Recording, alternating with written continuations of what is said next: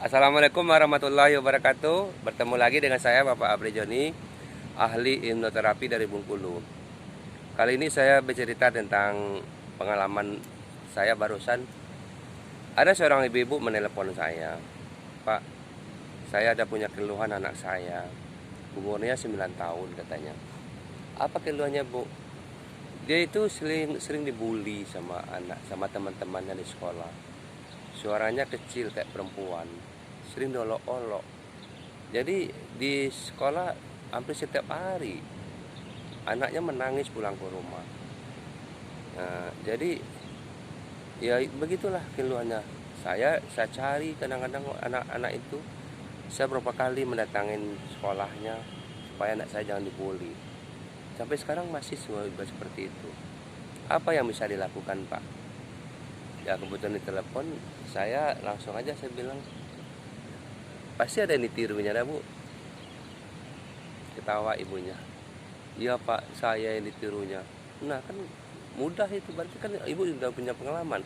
Coba ketika ibu diperlakukan waktu kecil seperti itu, terjadi tidak perubahan? Iya terjadi.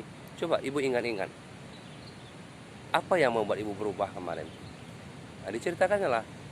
Dulu Pak, saya sering juga dibully sama teman saya. Pulang-pulang saya ke rumah, saya kadukan sama orang tua saya, sama emaknya. Kemudian apa yang terjadi? Maknya sudah itu mendatangin sekolah, mendatangin orang tua dari anak yang membuli dia itu, teman-temannya itu didatangin sama orang tuanya. Tapi itu berlanjut. Lama-lama orang tuanya bosan. Anak seperti ini kok repot sekali deh selalu. Akhirnya kan dapat musuh, dapat orang-orang yang nggak bisa diarahkan. Artinya orang tuanya, perilaku yang seperti itu membuat orang tuanya menjadi banyak musuh gara-gara anaknya. Tentunya ketika didatangin orang tua yang membuli itu kan terjadi masalah.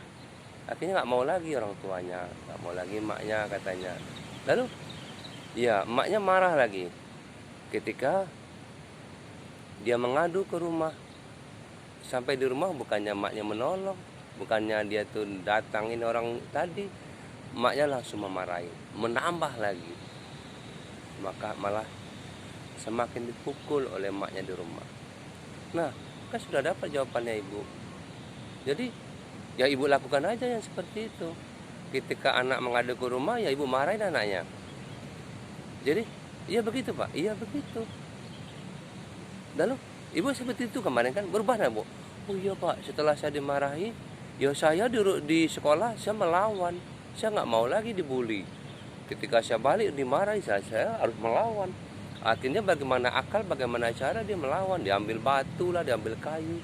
Ketika dia melawan, tidak ada lagi yang membuli, tidak ada lagi yang berani untuk mendekati, untuk mengerjainya, untuk jahil kepadanya. Mudah kan? Jadi apa yang sebenarnya terjadi dalam kisah ini? Ada namanya itu anchor dalam kehidupan. Jadi ketika dibully, datang ke orang tua akan memberikan perlawanan pada orang yang membuli. Dia nyaman, masalahnya selesai. Ya seperti itu. Jadi anchornya tercipta seperti itu bertahun-tahun. Jadi ketika anak bermasalah di sekolah, dibully, dan orang tua ikut mendorong anak dibuat nyaman setelah kita membantu dia, kita ikut memarahin orang-orang yang membuli dia, anaknya nyaman. Dan itu dipelihara. Dan masalah nggak pernah selesai. Kenapa? Dia nyaman dengan masalah itu. Sekarang kita robah aja polanya. Jadi anchornya kita robah. Ketika anak dibully, anak datang ke rumah mengadu sama orang tuanya marah, akan timbul keberanian. Berarti yang anchor terjadi, yang diciptakan selanjutnya adalah ketika kita dibully, lawan. Tidak ada lagi orang yang berani membuli kita. Ini tercipta. Jadi terjadi perubahan.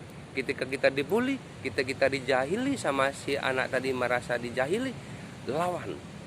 Ketika kita melawan, tidak ada lagi yang berani membuli. Tidak ada lagi yang berani jahil pada kita. Selesai. Jadi inilah.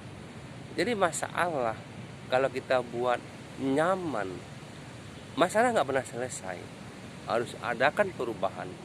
Perubahan yang selama kita ciptakan memang di awal terasa berat, tetapi harus kita lakukan. Supaya apa? Supaya masalahnya selesai. Jelas kan? Si anak jadi timbul keberaniannya, timbul percaya dirinya, bahwa ternyata melawan itu juga mudah. Bahwa ternyata berani juga bisa menyelesaikan masalahnya. Selama ketakutan yang dipelihara dan dibawa orang tua untuk membuat dia terlindungi, melindungi dia, masalah nggak pernah selesai. Jadi ketika kita sudah berani, kita sudah mau melawan, si anak timbullah percaya dirinya, dan orang-orang pun menjadi takut untuk membuli dan untuk jahil padanya. Ya, itu sekelumit cerita. Semoga cerita ini menjadi bermanfaat. Ya, saya ulang lagi, apa yang terjadi dari anak itu, ya, di awal dia merasa nyaman dengan masalahnya, kemudian terjadi dirubah polanya, mudah rubahnya polanya. Jadi dia nyaman dengan perlindungan orang tua, sekarang orang tuanya dirubah, jangan melindungi lagi, beri dia kekuatan, beri dia mental, supaya mentalnya mental melawan. Jadi ketika kita bully, lawan, maka orang tidak lagi berani membuli. Bukan begini, ketika kita dibully, kadukan sama orang tua nanti melawan si anak, dia nyaman. Selama itu dipelihara nggak selesai. Ketika ada orang yang membuli, orang jahil, lawan, maka semua orang akan takut juga membuli kita.